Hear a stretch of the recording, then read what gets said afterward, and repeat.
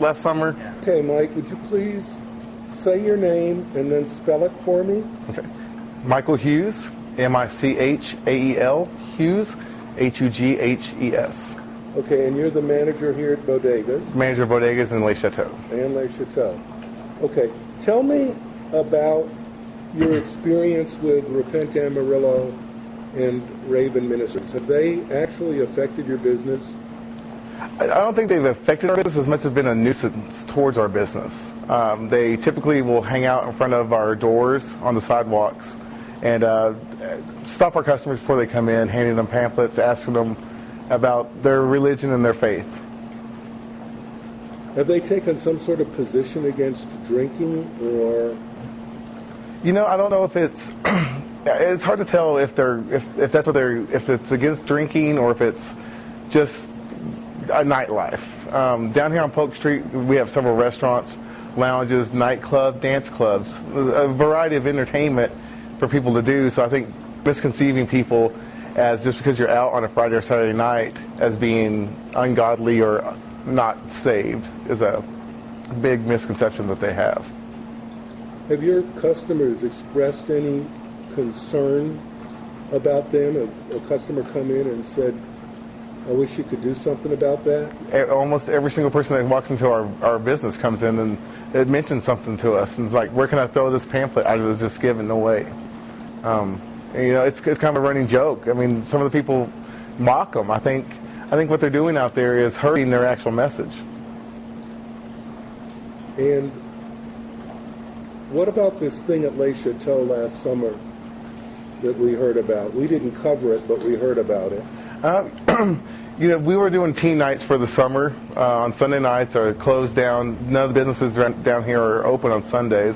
So we were doing a fully secure, safe environment for teens to come in, you know, 16 to 17-year-old kids to come in, dance till midnight.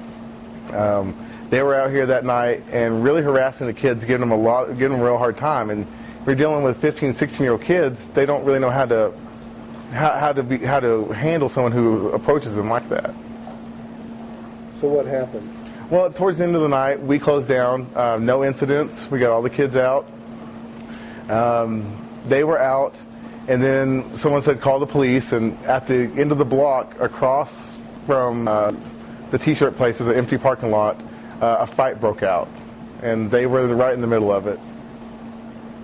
But it was a totally unrelated event. I believe some people that were involved were probably with us, but we can't say for sure. Mm-hmm. Because there were kids out there that were just out in that parking lot hanging out. Okay.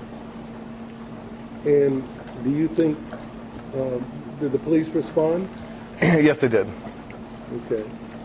And then I called the police. I called Corporal Neufeld Monday and expressed my concern, and let them know that we do not approve of that kind of stuff going on, and we worked out an agreement, saying next time we do something on an off night that we'll let them know. That way they have a larger police force patrolling the area, because they normally don't patrol down here because of the lack of open businesses. Okay.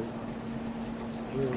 But if you look at the videotape of what Repent Amarillo is doing, they weren't trying to stop the fight. They were actually in the middle of it, almost antagonizing the fight. It looks like. Mm-hmm. I mean, there was no way them trying to. I mean, who would they said it was a riot, but who in their right mind runs into a riot?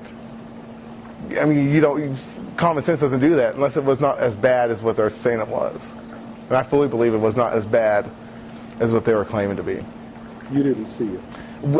I saw it towards the end. I came in and I did call the police also, because I did notice it. But as someone with common sense, I'm not going to run towards a group of people fighting. I'm going to let the appropriate law enforcement take care of it. Okay. Anything else? I believe what they're doing is, I think their message is, if that's what they believe, is good. But I think when you force it upon people that you have no idea what they're doing, I think it dilutes their message, and I think it almost makes it a joke. We